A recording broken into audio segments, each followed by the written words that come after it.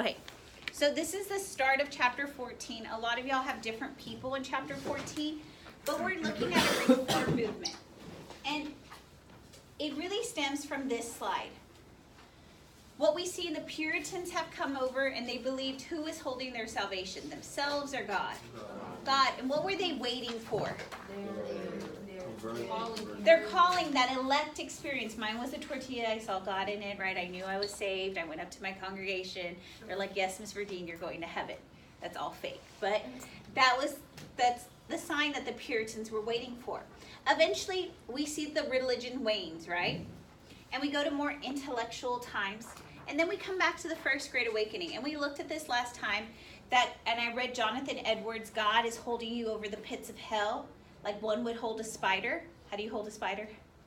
Or some of you just stomp on it, right? I don't remember reading that. Okay, we read it in class at the beginning. It was one of those things that we're looking at all the pictures in the book, and then we read a little portion of the First Great Awakening. And so, does God still control your destiny if he's holding you like a spider over the pits of hell? So you're waiting on who to send you to heaven, yourself or God? God.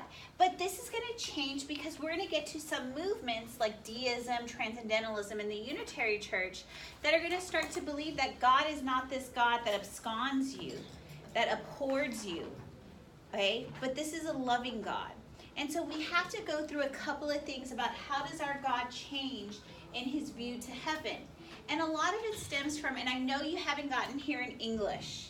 Y'all haven't read Thoreau or you haven't read Emerson yet, right? You're, huh?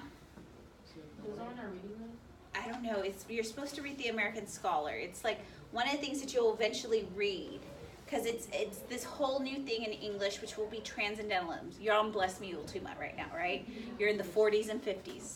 I'm not there yet, but I'm going to go back and explain where she's going to come, and she's going to talk about transcendentalism. Transcendentalism are like, do y'all remember in world history, Socrates, that they posed all those questions? And y'all probably do this in English, inner and outer circle. Okay? And that's what the transcendentalists believe. They believe, what? That's why it's called Socratic, oh my. The more you know. I didn't ask about it. It didn't really bother me too much. What happened? It didn't bother you too much. I just divulged to my sophomores, or what was it, yesterday when we were in Greece, and they're like, whoa. And they didn't realize it either. So Donovan, it's okay. Okay. So these guys are going to go back to what Socrates and Aristotle are saying, and Plato, that you could explore society by looking at and questioning what's going on. But they're not going to believe that society is an inherently bad place. They're going to look at the goodness in society. But then they're going to realize that is there bad things in society? And they're going to realize that sometimes we can look at those things and offer solutions, question them, and fix them. So these guys, are they optimistic or are they pessimistic? Optimistic. They're looking at their society, they're looking at what we can fix, and they want to beautify nature. And they realize that intuition, your glorification of others, you being positive can really have an effect on society. And this idea of transcendentalism, which we'll see in several authors, is going to lead to the Second Great Awakening. So I'll talk about Edgar Allan Poe in a second, because Edgar Allan Poe is actually a transcendentalist. We're going to see the Second Great Awakening is going to start in New York and it's going to sweep through the Americas. And we're going to see that salvation used to be in the hands of who? God, and now it's going to be a democratic experience, that you can do something to get your salvation to heaven. And this sounds more like our churches today, because, right, you go to church, your minister, your father, the pastor, whoever it is always talking about you going out in society and making it a better place. In the summer, they try to make you go on mission trips, right? They try to make you volunteer. And they said that's a democratic experience. And this is changing how we look at religion. So most of our churches that we know today and the doctrines that they preach come out from this whole idea that your salvation is a democratic experience. Also, one could achieve perfection of the soul. So many of you probably go to youth group, right? And you talk about stuff because you're trying to perfect your soul, get yourself ready for God. And they believe that you could also perfect your environment, because there's going to be a lot of ills in our society that they feel that, well, if this is an ill and I'm perfecting myself, can't I perfect my environment? And so one of the things that's going to come out of the Second Great Awakening is that they're going to look at slavery. And they're going to say slavery is a sin. Do you think all churches geographically are going to agree to this? This is why when I'm going to look at some churches like the Baptists are going to divide. And you probably know of Southern Baptists. And it's because of the Second Great Awakening that we get the Southern Baptist Church. You probably know Southern Methodists. Okay? That's because of the Second Great Awakening. Them taking a stance on something that is evil, right? Looking at your environment and trying to perfect it is going to lead to the divisions of several churches. So I already kind of talked about this. We got to talk about deism. Deism, we talked about before with Thomas Jefferson. They believe that God created man smart enough to be left alone to rely on his intuition. The Unitarian Church, many of y'all know the Trinity, right? What's the Trinity? Father and the Son. They just believe there's just God, not the Father and the Son. It's all one. Okay? And then Transcendentalism, which I talked. This is going to lead us into our Second Great Awakening. Okay? What's going to happen? It's going to be a huge revival. I want you to look at this chart right here. What two churches are going to grow the most? And I promise it's like a test question on the next. Methodist and Baptist. What issue do you think is going to divide them? Remember, I just talked about this. Slavery, and that's how we get our Southern Baptists and our Northern Baptists. Our Southern Methodists and our Northern Methodists. What's the one that starts with E? Episcopalian. It's just an older church, and those are going to be a lot of rich people in that church. And we know Congregationalists as what? Are Puritans. Okay, so we see that churches are going to reorganize along class lines. So y'all saw that the Baptists and the Methodists were the biggest. Do you think they're the richest people or the poorest people? And that's class lines. Our Episcopalians are going to be a little bit richer. Our Congregationalists are going to be a little bit richer. We're going to get some new churches. I talked about Unitarian and how it goes against the Trinity, right? We're going to get a new Mormon church. Some of you, 2 people have that as their presentation. Who has Joseph Smith and Brigham Young? Okay? That's a new church that is going to be entirely American. We're going to see the Adventists. You probably know them as the Seventh-day Adventists today. They believed back then that God was going to come to the world on October 22nd, 1844, and he would have his judgment. Did he come then?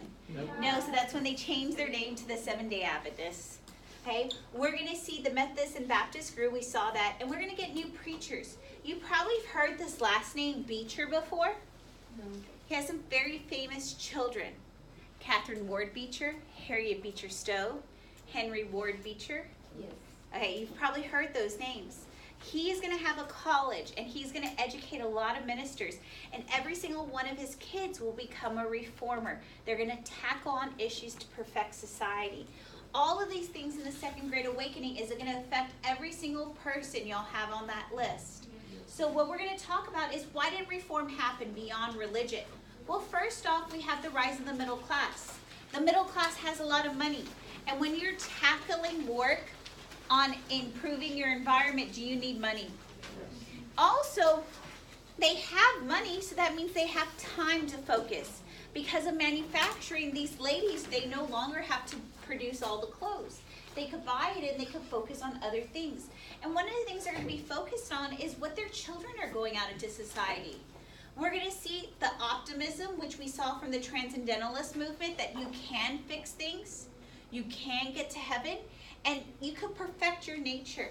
So any of y'all had utopian communes. A lot of those utopian communes are going to try to perfect society. The other thing is that men are being given the right to vote. Can they press on their state legislators to fix things? And this is when we start to see the Enzo hates me.